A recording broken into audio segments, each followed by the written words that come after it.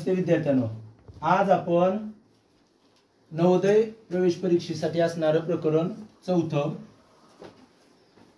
प्रकरणाचं नाव आहे दशांश अपूर्णांक आणि त्यावरील मूलभूत क्रिया.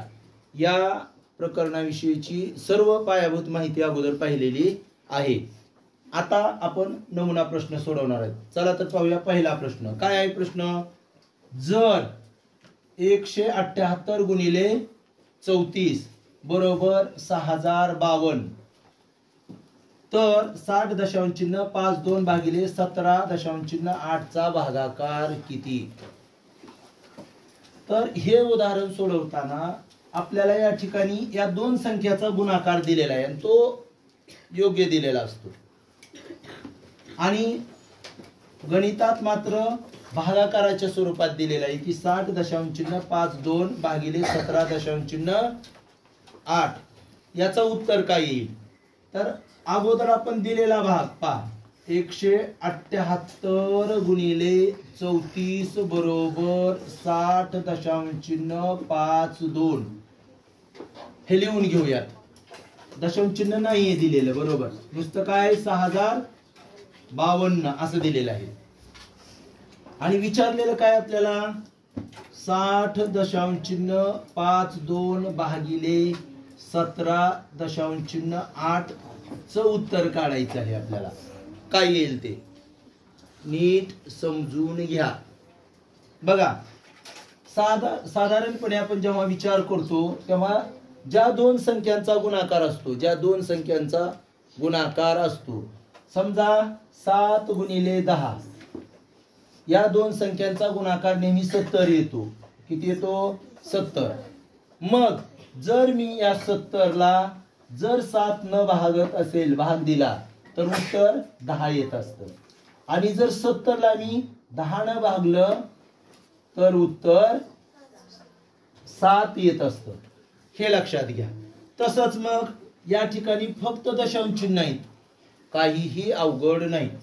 हे बघा, मी अंश रूपात हेच उदाहरण लिहितो आता. 60.52 छेदस्थानी 17.8 आणि याचं उत्तर काढायचं आपल्याला. बघा किती सोपं आहे. काही क्रिया करत बसायचं नाही, काय करायचं नाही. तर या संख्येला जर मी या संख्येनं भागलं तर उत्तर मात्र माझं हे असणार आहे. मग इथं मी 34 लिहिणार. सुरुवातीला काय लिहिणार? 34.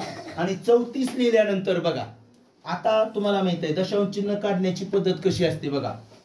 आणि न काढता सुद्धा तुमच्या एक गोष्ट लक्षात येईल. 17चा जर पाडा तुम्ही 60 येईपर्यंत म्हणला, 17 × 17, 17 × 2 = 34, 17 × 3 = 51, 17 × 4 = 68 जास्त होतंय. 17 × 3 = 51 म्हणजे 3 तर येणार आहे. आणि पुढे दशांश चिन्ह आहे ना, पुढे मग दशांश चिन्ह सरळ 3.4 हे उत्तर येणार आहे. आणखी सांगतो, इथं एक दशांश चिन्हाच्या खाली संख्या आहे, वर दशांश चिन्हाच्या खाली पुढं छेदस्थानी दशांश चिन्हाच्या उजवीकडे 1 अंक आहे आणि अंशस्थानी दशांश चिन्हाच्या उजवीकडे 2 अंक आहेत. एक न सरकावून घेऊ आपण उत्तर काढण्यासाठी. खालचं पूर्णांकामध्ये करूयात, म्हणजे दशांश चिन्ह काढून टाकू. फक्त खालच्याचं म्हणलंय मी, सगळंच काढायचं नाही म्हटलंय, फक्त खालच्याचं. तर एकच अंक आहे की नाही, मग दोन्हीकडे पण 1 न सरकावूयात. मग 605.2 छेदस्थानी 178. कुणाला लक्षात आलं की नाही अडचण? 1 न सरकावलं पण फक्त छेदाचं सरकवायचं नाही, तर अंशाचं पण 1 न सरकवायचं. आलं उत्तर? मग इथं तर 34च उत्तर येणार आहे आपलं यांचं. मग दशांश चिन्हाच्या अंशस्थानी दशांश चिन्हाच्या पुढे किती अंक राहिले रे? फक्त 1. म्हणून उत्तरात सुद्धा फक्त 1 ठेवायचा आणि उत्तर येणार 3.4. आता ऑप्शन कुठं आहे? ऑप्शन नंबर मला लिहिलेले नाहीत, आपण ऑप्शन पुढच्या पासून लिहूयात. कितीला ऑप्शनला? बी. म्हणजे आपलं उत्तर येणार आहे पर्याय क्रमांक बी. बी ला आहे पहा 3.4. आलं लक्षात? समजलंय का हे उदाहरण? आता यानंतर आपण पाहूया दुसरं उदाहरण. आता दुसरं उदाहरण काय पहा. तर दुसऱ्या उदाहरणामध्ये आपल्याला पदावलीच्या स्वरूपात दिलेलं आहे. काय आहे पदावलीच्या स्वरूपात?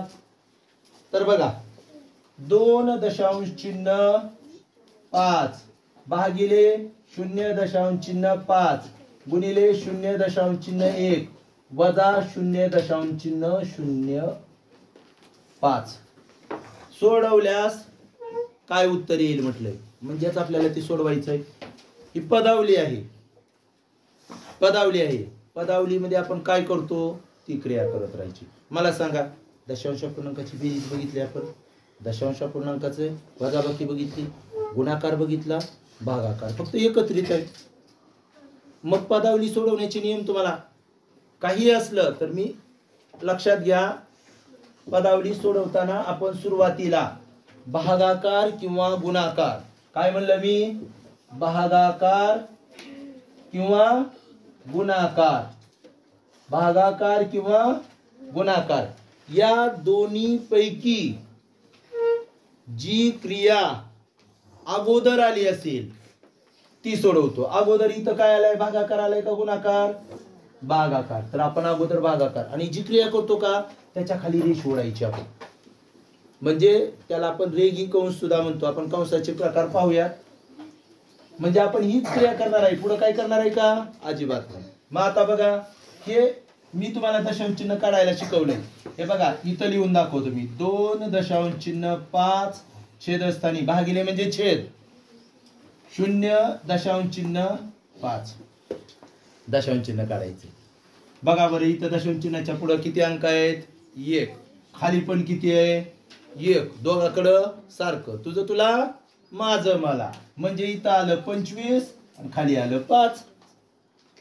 आणि ह्याचं जर उत्तर काढलं आपण 25/5, 5च्या पाड्यात 25 किती नंबरला आहे मिळालो, 5. म्हणजे ह्या सगळ्याचं उत्तर आलं 5. समजलंय.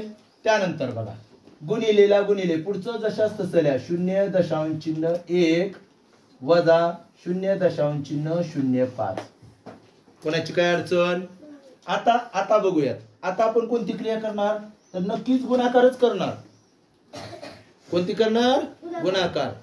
मग गुणाकार करत असताना आपल्याला गुणायचं माहित आहे. इथं खाली लिहून दाखवतो वाटल्यास. 0.1 गुणिले 5. नेहमी काय करायचं माहिती का, दशांश चिन्ह असणारी संख्या जरी इथं असली तरी वर घ्यायची. तुम्हाला माहित आहे 5 गुणिले 6 केलं काय आणि 6 गुणिले 5 केलं काय, काही फरक पडतो का उत्तरात, तीसच आहे ना. तसं ही दशांश चिन्ह असलेलं वर घेतलंय फक्त. 5 एक 5 आणि 5 0 0. उत्तर काय, दशांश चिन्हाच्या पुढे किती अंक आहेत गुणाकारामध्ये, जेवढे असतील तेवढे ठेवायचे. मग 1. याचं उत्तर काय आलं, 0.5. मग इथं लिहून घेऊया 0.5. आणि पुढचं काय आहे, वजा 0.05. आता आपल्याकडे राहिलीची एकच क्रिया राहिली. कोणती क्रिया राहिली, वजाबाकी. मग वजाबाकी माहित आहे. वजाबाकी कशी करतो आपण, पहिली संख्या जशीच तशी लिहावी, लिहितो लगेच. हे बघा इथे 0.5. दशांश चिन्हाच्या खाली दशांश चिन्ह द्यावं. आणि दुसरी संख्या 0.05. इथं वजाबाकी करायची आपल्याला. हा, जिथं कमी आहे तिथं शून्याला बसवायचं. कुठं कमी आहे, वरच्या संख्येत. किती अंक कमी आहेत, 1. मग 1 0 देऊन टाकायचं. आणि आता वजाबाकी करूया. बघा 10 मधून 5 कमी केले 5, 4 ला 4, दशांशला 0.0. मग असं कुठं आहे बघा बरं, 0.45. तर पर्याय ए मध्ये आहे. कुठे आहे, ए. म्हणून आपलं उत्तर येणार आहे पर्याय क्रमांक ए. यानंतर पाहूया आपण स्वाध्यायामधील प्रश्न. बघा स्वाध्याय 4.1 4.1 खरं वाचन आहे की नाही. दशांश अपूर्णांक प्रकरण शिकताना दशांश अपूर्णांक चुकीचा वाचायचा, हे काय बरोबर नाही. आपण सहज म्हणतो त्यामुळे ते बोललं जातं. पण 4.1 म्हणजे चौथ्या प्रकरणातला पहिला स्वाध्याय असा त्याचा अर्थ होतो. बघा पहिला प्रश्न आहे 144.144 ला 12 ने भागल्यावर भागाकार किती येतो. ऑप्शन दिलेत, ऑप्शन वाचत नाही, उत्तर काढू, ऑप्शन बघू. आता बघा इथं हे तुम्ही आपल्या पद्धतीनं पण करू शकतात, पण डायरेक्टली उत्तर काढण्याचा प्रयत्न करत चला. हे बघा अगोदर बघा 144 दशांश चिन्ह 144 ला कशाने भागायचं आपल्याला? 12 ने. तर आता आपण उभा आता का नाही नवोदयचे प्रश्न सोडवतो, त्याच्यामुळं असं जो काढून आणि हे ना असं करत बसायचं नाही. आता बघा सोडूयात. सुरुवातीला आपण हे दशांश चिन्ह इथं आहे, दशांश चिन्ह आहे तिथपर्यंत सोडवत जायचं. आपण शिकलोत काल 12च्या पाड्यामध्ये अगोदर काय बघणार आपण? 14 बघणार आहे का नाही? तर त्याच्यापेक्षा लहान संख्या आहे ना 12. 12 एक उरले किती? 2 झाले. इथं 24, इथं 2 ठेवल्यावर 12च्या पाड्यामध्ये 24 पाहूया कितव्यांदा आहे? 2 नंबरला. मग 12 दोन्ही 24. आपण इथपर्यंत आलो. आता मात्र दशांश चिन्ह द्यायला विसरायचं नाही. आता 12च्या पाड्यात बघा डायरेक्ट 144 बघणारे महाभाग आहेत, डायरेक्ट 12 14 बघते नाही, एक एक अंक घेत असतो आपण. मग आधी 1 बघावं लागेल. 1 कसा आहे? लहान, म्हणून भाग बसला शून्याचा. आता मात्र 14 बघू शकतो आपण. मग 12च्या पाड्यामध्ये 14, 12 एक 12 उरले किती? 1, 2 उरले 2, मग झाले किती? 24. 12 दोन्ही 24. मग उत्तर काय आलं? 12 दशांश चिन्ह 0 1 2. असं कुठं आहे बघूया? 12 दशांश चिन्ह 0 1 2 पर्याय क्रमांक बी. म्हणून आपलं उत्तर या प्रश्नाचं बी आलेलं आहे. यानंतर पाहूया लगेच पुढचा प्रश्न, दुसरा प्रश्न. काय आहे प्रश्न पहा. तो प्रश्न मी एकदा लिहून घेतो आणखी. 0 दशांश चिन्ह 4 छेद 0 दशांश चिन्ह 0 4 अधिक 0 दशांश चिन्ह 0 4 छेद 0 दशांश चिन्ह 4. आणि हे सोडवायचंय आपल्याला. मी तुम्हाला दशांश चिन्ह काढण्याची पद्धत सांगितलेली आहे. आता आपण दशांश चिन्ह या दोघाचाच विचार करायचा, अंशछेदचा, आणि इथलं दशांश चिन्ह अगोदर काढून टाकू. या दोघातलं मला सांगा दशांश चिन्हाच्या पुढे किती अंक आहेत? वर 1च, आणि खाली किती आहे दशांश चिन्हाच्या पुढे अंक? 2. कुठं कमी आहे? वर. मग वर 0 द्यायचं, दशांश चिन्ह. हे बघा मग वर 0 दिलं किती संख्या झाली? 40, आणि छेदस्थानी फक्त 4 राहील. काय अडचण? समजलं नाही असं आहे का? हे दशांश चिन्ह इथं गेलं म्हणजे 4च राहिलं ना. दशांश चिन्हच काढतोय आपण. हे अधिकला अधिक चिन्ह देऊयात. आता इथलं पण दशांश चिन्ह काढूयात. इथं दशांश चिन्हाच्या पुढं वर अंशस्थानी 2 अंक आहेत, छेदस्थानी 1च आहे दशांश चिन्ह. कुठं कमी आहे? छेदस्थानी. मग 0 कुठं द्यावं लागेल? छेदस्थानी. म्हणजे वर आलं 4 आणि खाली आलं 40. आलं लक्षात? काय अडचण आहे का? बघा काही सुद्धा अडचण नाही. आता अपूर्णांक शिकलो नाहीत आपण. दशांश अपूर्णांक आपल्याला माहित आहे. आपण काय करू शकतो? याला संक्षिप्त रूप द्यायचं. संक्षिप्त रूप कसं देणार तुम्ही सांगा. तर 4 न 40 ला भागायचं. तर काय येईल? हे बघा 4 1 4 खाली 1 लिहिलं मी. 4 1 4 आणि वर 4 10 40 वर 10 आलं. समजतंय का? बघा 4 1 4 4 10 40. संक्षिप्त रूप म्हणजे 2ला 4 न भाग जातो म्हणून घालवला. अधिक इथं पण 2ला 4 न भाग जातोय, बरोबर. म्हणजे बघा वर आहे 4 1 4 आणि खाली काय येणार? 4 10 40. आलं लक्षात? आता बघा आता इथं मात्र आपल्याला काय करावं लागेल? छेद समान करावा लागेल, किंवा अगोदरच छेद समान करता आला असता आपल्याला. इथं प्रॉब्लेम काय माहितीये का? आपण थोडासा अपूर्णांक प्रकरण शिकलेलो नाही, दशांश अपूर्णांक शिकतो, त्याच्यामुळे थोड्या अडचणी येतात. पण तरी पण सांगतो, तुम्हाला माहित आहे इथं पण करता आला असता आपल्याला. इथं करूयात काय हरकत नाही. याचा छेद किती आहे? 1 आणि याचा किती आहे? 10. तर याचा छेद आपल्याला 10 बनवायचा आहे. म्हणजे याला कितीने गुणावं लागेल? 10 ने गुणावं लागेल. मग सर कशाला उगाच केलंय? मग मगाशी झालं असतं की वाटेल तुम्हाला. पण सध्या समजून घ्या. हे 10/1 आहे. याला कितीनं गुणावं लागेल? 4 गुणिले नाही आपल्याला 10 बनवायचा आहे. छेद खाली छेद 1 आहे म्हणजे गुणिले 10 गुणावं लागेल आणि 1 ला सुद्धा 10 गुणावं लागेल. एकाच संख्येनं दोन्हीला गुणायचं. का 10 गुणतोय? आपल्याला छेद 10 बनवायचा आहे आणि पुढचं तर 1/10 ऑलरेडी आधीच आहे छेद. आता बघा काय होईल ते.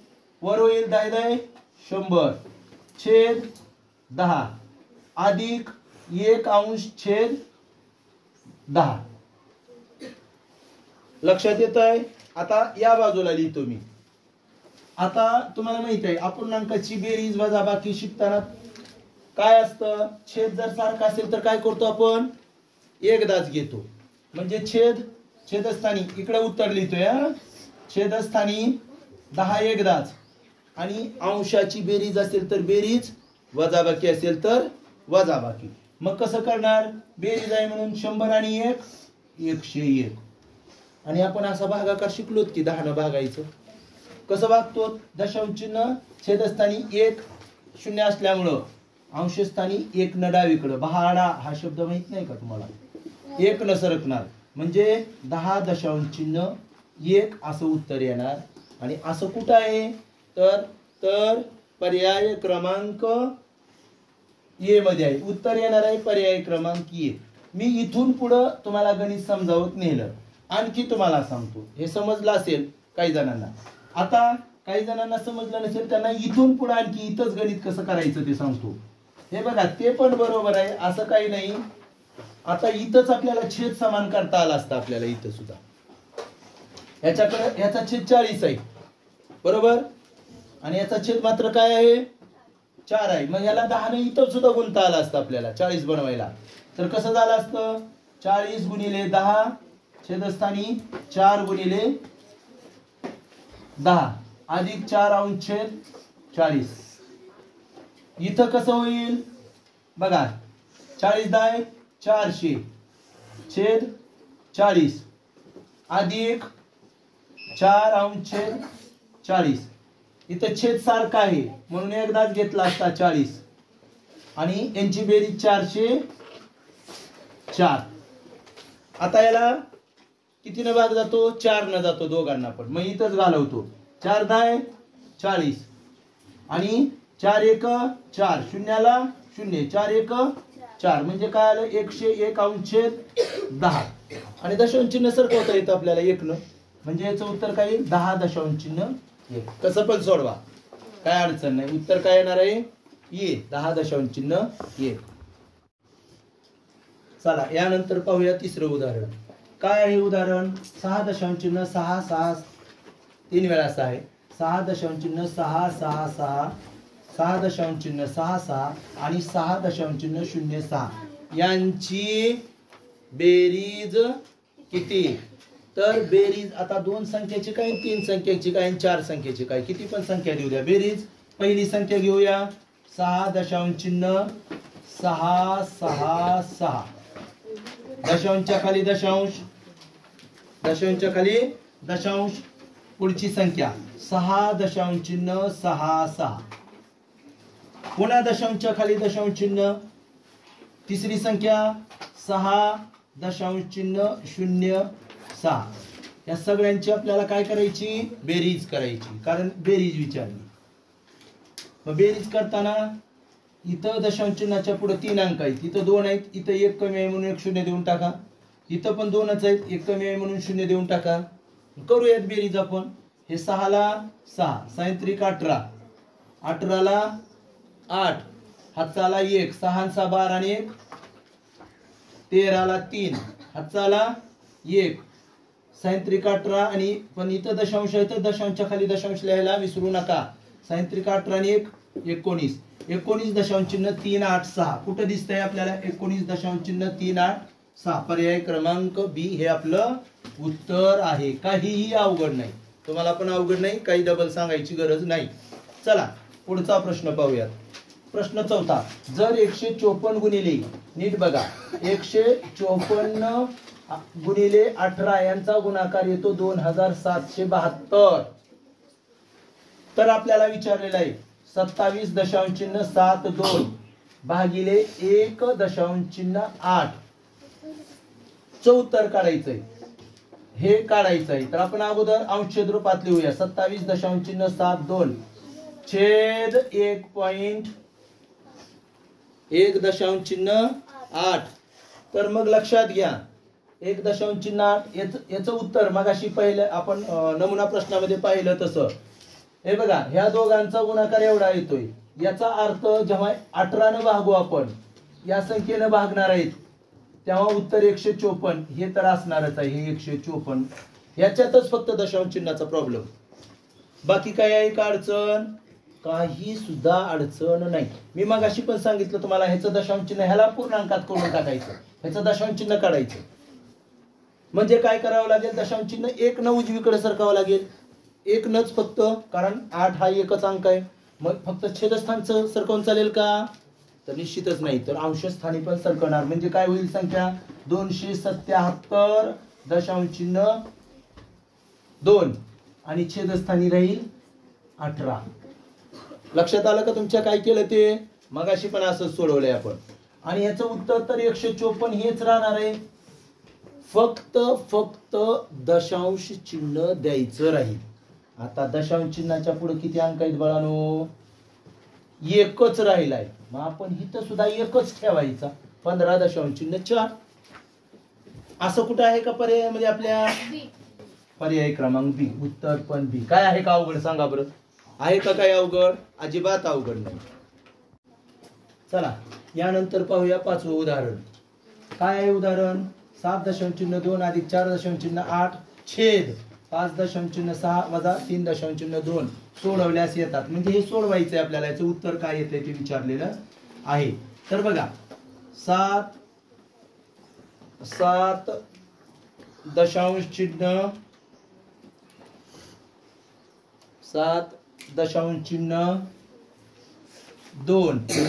अधिक 4.8 छेदस्थानी आहे 5.6 अधिक 3.2 हे सोडवायचं आपल्याला. तर बघा वर कोणती क्रिया आहे बाळांनो? ही वर बेरीज. तर तीच बेरीज करून घेऊया अगोदर आपण. बघा काय आहे इथं? 7.2 अधिक 4.8 यांची बेरीज करूया. 8 आणि 2 10. हातचा आला 1 दशांशला दशांश. 7 आणि 4 11 आणि 1 12. म्हणजेच वर अंशस्थानी काय आली यांची बेरीज दोघांची? 12.0. नुसतं 12 लिहिलं तरी काही फरक पडत नाही, पण 12.0. आता खाली काय आहे? बेरीजच आहे ना खाली, पण नाही इथं बेरजेचं चिन्ह दिले. इथं वजाबाकी आहे तर वजाबाकीच करायची. काय करणार आहेत आपण? 5.6 वजा 3.2. तर बघा इथं करूयात आपण 5.6 वजा 3.2 करूयात वजाबाकी. काय वजाबाकी येईल? 6 मधून 2 कमी केले तर 4 दशांशला दशांश. 5 मधून 3 कमी केले तर 2 2.4 2.4. तर मग बघा आता इथं लिहूया 2.4. कोणाची काय अडचण? आपल्याला बेरीज करायला येत नाही का? केली, अंशस्थानी लिहिली. आपल्याला वजाबाकी करता येत नाही का? येते, लिहिले, केले आणि छेदस्थानी लिहिले. आता मात्र दशांश चिन्ह काढून टाकायचं. वर दशांश चिन्हाच्या उजवीकडे किती अंक आहेत? 1. खाली किती आहे? 1. तुझं तुला, माझं मला. कोणाला द्यायचं नाही, कोणाचं घ्यायचं नाही. म्हणजे वर राहिले 120 आणि खाली 24. आणि आता 24चा पाढा येतोय आपल्याला. 24च्या पाढ्यात 120 किती वेळा आहे? 24 5 120. उत्तर काय आलं बाळांनो? 5. मग आता 5 कुठे दिलेला आहे? तर पर्याय क्रमांक डी मध्ये आहे. 5 लिहिलं काय? 5.0 लिहिलं काय?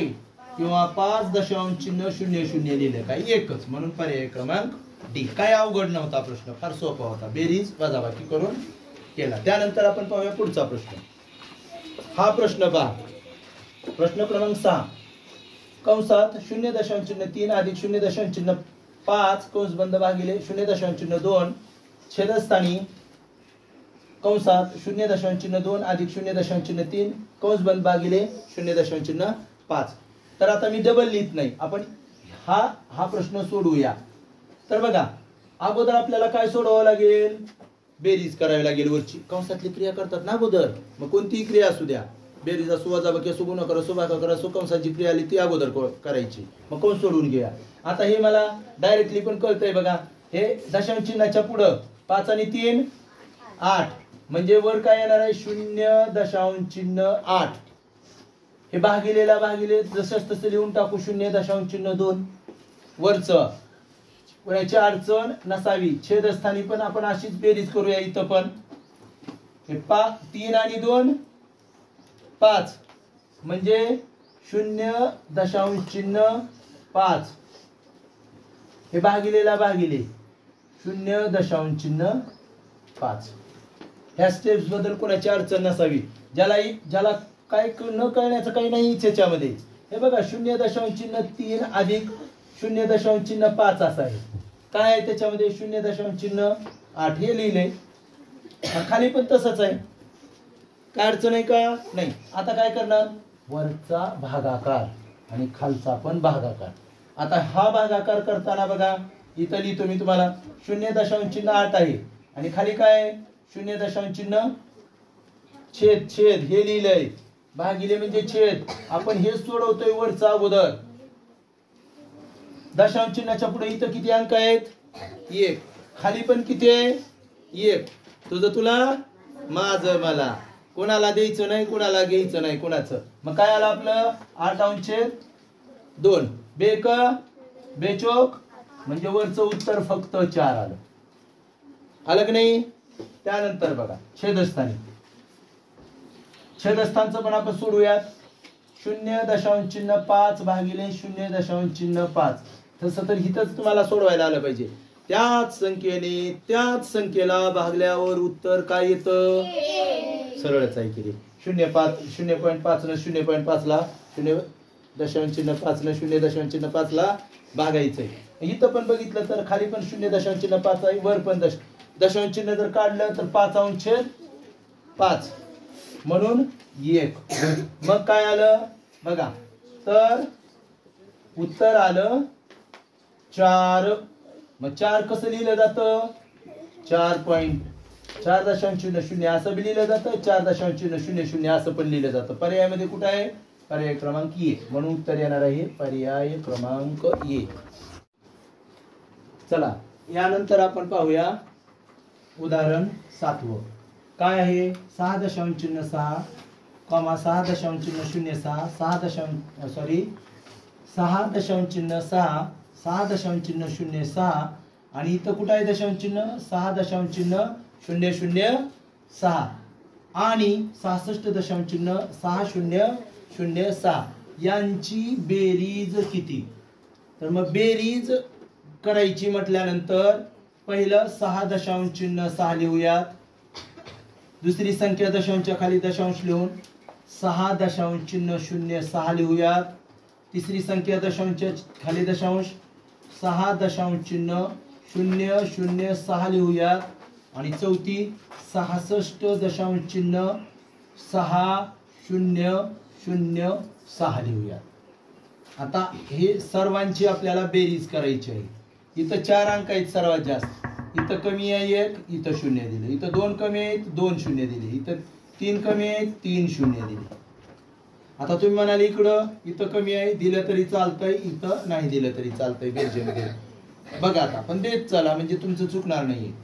मग 6ला 6, हे 6ला 6, हे 6ला 6, हे पण 6ला 6, दशांशला दशांश, 6 चौक 24ला 4. कुठं आहे, हा ओके ओके ओके. हा हे बघा या ठिकाणी 6 आणि 6 12, 12ला काय येणार आहे 2, हातचाला 1. मग बघा इथं दशांशला दशांश, 6 चौक 24, 24 आणि 1 25, हातचाला 2, 6 आणि 2 8. बघा 85.266 असं कुठं आहे तर पर्याय क्रमांक बी मध्ये आहे. बघा सोपं गणित आहे तरी सुद्धा मी सुद्धा हातचा विसरलो की नाही तर मग तसंच गडबड होती आपली. हातचा विसरला की मग गणित चुकतं. मग इथं 6 आलं होतं. मग अशा प्रकारचा पर्याय समजा इथं नव्हता म्हणून आपण बघितलं असतं. कदाचित तिथं असला तर आपण चुकतो. म्हणून थोडंसं काळजीपूर्वक गडबड केली की काहीतरी होतंय. म्हणून गडबड अजिबात करायची नाही. यानंतर पाहूयात 8वा प्रश्न. जर 4137 भागिले 1.75 बरोबर 2364 तर 41.37 भागिले 17.5 ची किंमत आहे. मग आपण बघूया. अगोदर हे अंश रूपात लिहितो आपण. 41.37 छेद 17.5 याची किंमत काढायची आपल्याला. उत्तरामध्ये तर हेच असणार आहे. काय असणार आहे? 2364 म्हणजे 2364. फक्त प्रॉब्लेम कुठं राहतो आपला आता? दशांश चिन्हाचा. तर दशांश चिन्हाचा इथं सोडवताना सुद्धा विचार करा. लगेच तुम्ही विचार करू शकता. आता दशांश चिन्ह हे 17 बघा. आता इथं भागाकार दिलेला आहे. मग गुणाकार दिलं होतं हे लक्षात घ्या. गुणाकार देऊन भागाकार दिल्यावर वेगळं. इथं भागाकार देऊनच भागाकार दिलाय. इथं मात्र काय करायचं? सोप्या पद्धतीनं हे पहा दशांश चिन्ह काढण्याच्या ह्याच्यात जायचं नाही सुरुवातीला. सरळ हे लिहिताना 2364 लिहिलेलं आहे. लिहिलंय की नाही? तर 17चा पाडा पूर्णांकाचाच फक्त विचार करायचा. इथं 41 आहे, इथं 17 आहे. बरोबर. 17चा पाड्यात बघा बरं 41 किती वेळा भेटतंय? 17 1 17, 17 2 17 त्रिक करायला गेलं तर आणि त्याच्यानंतर पुन्हा काय लगेच 41 नंतर दशांश चिन्ह. मग 17 2 34 आणि लगेच दशांश चिन्ह. लगेच दशांश चिन्ह म्हणजे उत्तर काय येणार आहे? 2.364. असं कुठं आहे का आपल्याकडे पर्यायात? तर पर्याय क्रमांक बी मध्ये आहे. म्हणून उत्तर येणार आहे पर्याय क्रमांक बी. हे फार सोपं असतंय असं दिल्यानंतर. तर आपण आज नवोदय प्रवेश परीक्षेसाठी असणारं 4थं प्रकरण त्यातील नमुना प्रश्न आणि स्वाध्याय 4.1 पाहिलेला आहे.